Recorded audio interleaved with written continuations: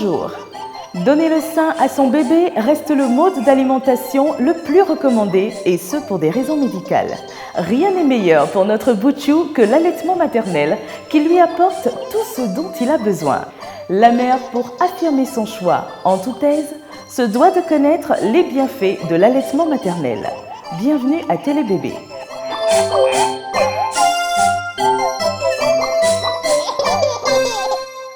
Sauf abstention sur avis médical, c'est uniquement à la mère qu'incombe le choix du sein ou du biberon pour son enfant. Si vous choisissez d'allaiter bébé au sein, ce sera dès les premières minutes après la naissance que vous ferez votre première expérience.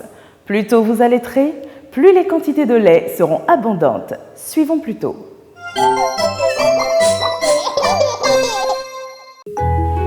L'essentiel est de décider du mode d'allaitement librement. Et c'est un choix qui revient à la mère uniquement, pas à la famille ni au corps médical. Dans certaines maternités, sous prétexte de calmer les pleurs du nourrisson, on peut proposer aux jeunes mamans qui ont pourtant décidé d'allaiter de lui donner des biberons complémentaires. Ne vous laissez pas influencer. En effet, il vous faut un peu de temps pour prendre la position idéale pour allaiter et votre bébé a lui aussi besoin d'apprendre comment prendre le sein. Souvenez-vous que c'est la succion qui forme le bout de sein et qui active la montée de lait. Plus votre bébé va téter, mieux il le fera et plus vous serez détendu. Chaque fois que bébé tète, votre organisme sécrète de la prolactine, une hormone du lait. Plus la stimulation est précoce, plus vous aurez beaucoup de lait. Le premier lait que tète votre bébé est un liquide bien particulier, c'est le colostrum. Il joue un rôle essentiel dans la protection immunitaire de l'enfant car c'est un véritable concentré d'anticorps qui tapisse en quelques jours toutes les muqueuses de la bouche et du tube digestif. Le lait des jours suivants a tout autant d'importance. Le sucre qu'il contient, le génolactose, est important dans le développement de la flore microbienne et fermentation qui s'oppose à la prolifération de la flore putréfaction due à la digestion. Mais il faut que bébé accepte de prendre le sein. N'attendez pas qu'il ait trop faim pour le nourrir. Installez-vous dans le calme et la pénombre, puis aiguisez son appétit en barbouillonnant votre bout de sein d'un peu de votre lait. Le contact de votre bébé, peau à peau, contre votre sein devrait déclencher une réaction hormonale propice à l'allaitement. C'est entre le 3e jour et le 6e jour après l'accouchement que la lactation se met définitivement en place. Les seins se tendent et vous pouvez ressentir les signes d'un premier engorgement. L'efficacité de la succion de votre bébé aide à mieux supporter cette sensation. Mettez votre bébé le plus souvent au sein, au moins toutes les 2 heures et pour 10 à 15 minutes. S'il ne tète pas assez, tirez votre lait pour entretenir la lactation. Buvez beaucoup, surtout des tisanes à base de plantes. Certaines femmes craignent de ne pouvoir allaiter car elles estiment que leur poitrine est trop menue. Or, la lactation n'a rien à voir avec le tour de poitrine. C'est la capacité de la glande mammaire qui importe. L'épaisseur du tissu adipeux ne jouant aucun rôle.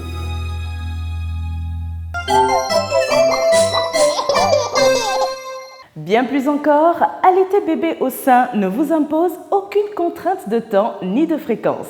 Le repas est toujours prêt, à bonne température et n'a besoin d'aucun matériel de puériculture. Allaiter son enfant nécessite de la part de la mère une hygiène impeccable et une préparation efficace de la poitrine. Comment s'y préparer? Que faut-il faire? Suivons plutôt les conseils de notre docteur. Le meilleur aliment pour le bébé, c'est le lait maternel. Mais comment la mère va-t-elle allaiter? Maman, confortablement assise, le dos bien calé dans le fauteuil, va nettoyer son sein avec de l'eau physiologique ou bien du savon et de l'eau. Puis elle va prendre bébé dans ses bras, confortablement installer bébé, le visage de bébé, le ventre, le cou, le ventre face à maman. Ce n'est pas le sein qui va vers bébé. C'est bébé que maman doit mettre au niveau du sein. Après, bébé va téter. Il est heureux, apaisé. C'est un grand moment d'intimité entre bébé et maman. Après l'allaitement, maman va coucher bébé qui est apaisé, qui est heureux. Et éventuellement nettoyer les seins. Encore pour effacer pour effacer le lait qui a pu s'écouler.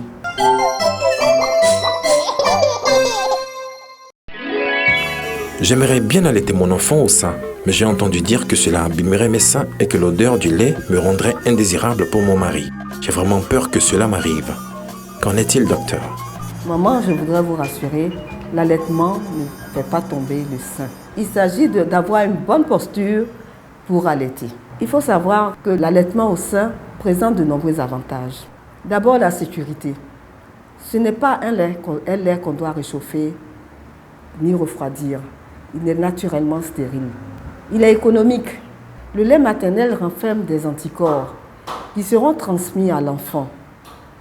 Le lait de vache ne peut pas transmettre d'anticorps à l'enfant. C'est pourquoi, maman, ne craignez pas pour vos seins. Donnez le meilleur de vous-même. C'est le meilleur aliment.